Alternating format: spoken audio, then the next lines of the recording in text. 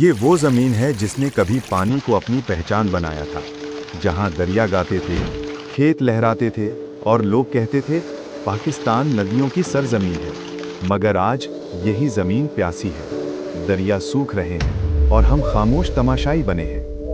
दरियाए रावी, जो लाहौर के दिल से गुजरता था, अब सिर्फ एक याद है, गंदे नालों और फैक्ट्रियों के जहर में बदल चुका है। दरियाए सतलज और ब्यास, जो कभी पंजाब की रूह थे, अब बॉर्डर के उस पार कमजोर बहाव में दम तोड़ रहे हैं।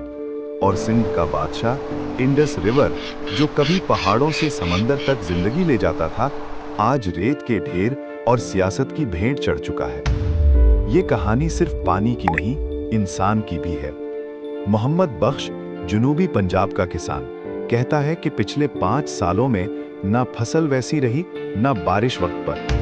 पहले जमीन को पानी देते थे, अब पानी को जमीन मांगते हैं। जब पानी खत्म होता है तो सिर्फ प्यास नहीं बढ़ती, जिंदगी खत्म होने लगती है। वजह हम खुद, हमारे कारखाने जहरीला पानी नालों में बहाते हैं। हम दरख्त काटते हैं मगर लगाते नहीं।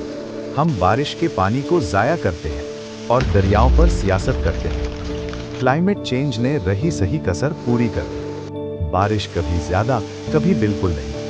बर्फानी तोदे तेजी से पिघल रहे हैं और दरिया बेरहम तवाजुन में फंस गए हैं। कभी यह कौम पानी को नेमत समझती थी, आबपाशी का निजाम दुनिया में मिसाल था। लेकिन अब हम मॉडर्न होने के नाम पर अपनी जमीन की बुनियाद ही भूल गए हैं। पुराने वक्तों में लोग बारिश का पानी जमा करते, हर बूंद को खजाना समझते। आज हम उसे गटर में बहा देते हैं। सितम ज़रीफी ये है कि जहां पानी कम हो वहां कहत है, जहां ज्यादा हो वहां तबाही।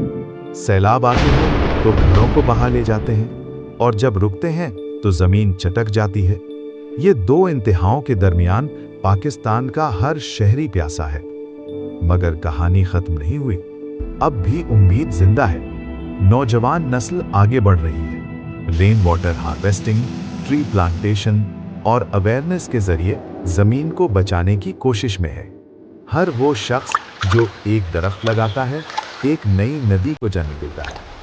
पानी सिर्फ एक जरूरत नहीं, ये बका की अलामत है।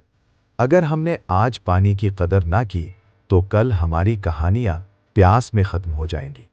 पानी की आखिरी बूंद शायद जमीन की आखिरी उम्मीद भी हो।